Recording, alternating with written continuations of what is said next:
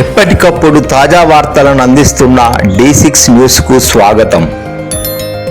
అడిగిన నేను మీరు అంటా ఉన్నారు, పేపర్లు రాస్తా ఉన్నాయి, కొన్ని యూట్యూబ్ ఛానళ్ళు మరి ఇష్టం వచ్చినట్టు మాట్లాడుతున్నారు. కొంతమంది చాలా నా మాట అనడానికి నాకే సిగ్గు ఉంది. కొంతమంది హీరోయిన్లను వీళ్ళేదో ట్యాప్ చేసి బెదిరించి ఇష్టం వచ్చినట్టుగా వాళ్ళు ఏదైతే అడ్డగోలు వ్యాఖ్యానాలు రాసినారో ఇది వాస్తవం అయితే నా ముందు పెట్టండి, చెప్పండి ఎవరికి అట్లా జరిగింది దయచేసి చెప్పండి అని చెప్పాను. అనగానే అక్కడున్న అధికారి గారు లేదండి అది కరెక్ట్ కాదు, మేము ఆల్రెడీ మీడియాకి చెప్పాం కదా అన్నారు. నేను అన్నది ఏంటంటే అయ్యా మరి మీరు కరెక్ట్ కాదు అని మీరు చెప్పిందేమో ఎక్కడో ఇంతంత వస్తుంది, మరి ఇష్టం వచ్చినట్టు మీరు ఇన్ని రోజులు నడిపిన కథనాలకు ఎవరు బాధ్యులు?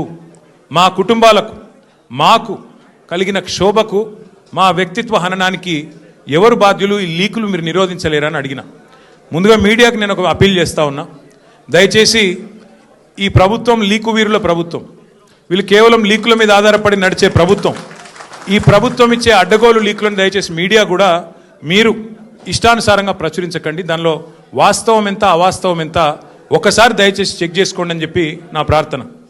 మొన్న హరీష్ రావు గారు పోయి రాగానే నేను ఆశ్చర్యపోయాను. వాళ్ళు ఇష్టం ఉన్న కథనాలు, హరీష్ రావు గారికి ఇంటి నుంచి భోజనం వచ్చిందని ఒకరు, హరీష్ రావు గారు ఇట్లా అయ్యారు అట్లా అయ్యారని ఎవరు, ఇంకో 16 ప్రశ్నలు అడిగినారని ఇంకొకరు, తెల్లారి మళ్ళీ పేపర్లలో అదే అండి తెల్లారి పేపర్లలో ఇంకోటి, ఇవాళ నేను అక్కడ ఉన్నప్పుడు కూడా అట్లా వేసింటారు, ఫలానా ఆయన తీసుకొచ్చారు, ఇట్లా చేశారు, ఉక్కిరి బిక్కిరి ఇన్ని ప్రశ్నలు.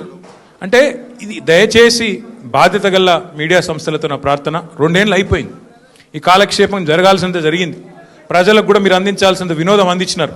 కానీ ఇకనైనా దయచేసి 1-2 సార్లు, ఎందుకంటే మాకు కూడా కుటుంబాలు ఉన్నాయి, మాకు కూడా అభిమానులు ఉన్నారు, మాకు కూడా కార్యకర్తలు ఉన్నారు, మాకు కూడా నియోజకవర్గాలు ఉన్నాయి, మాకు ఓట్లేసిన ప్రజలు ఉన్నారు, వాళ్ళు బాధపడతారు. ఇష్టం వచ్చినట్టు మీరు ఇట్లా వండి వార్చవద్దని చెప్పి నంబర్ 1.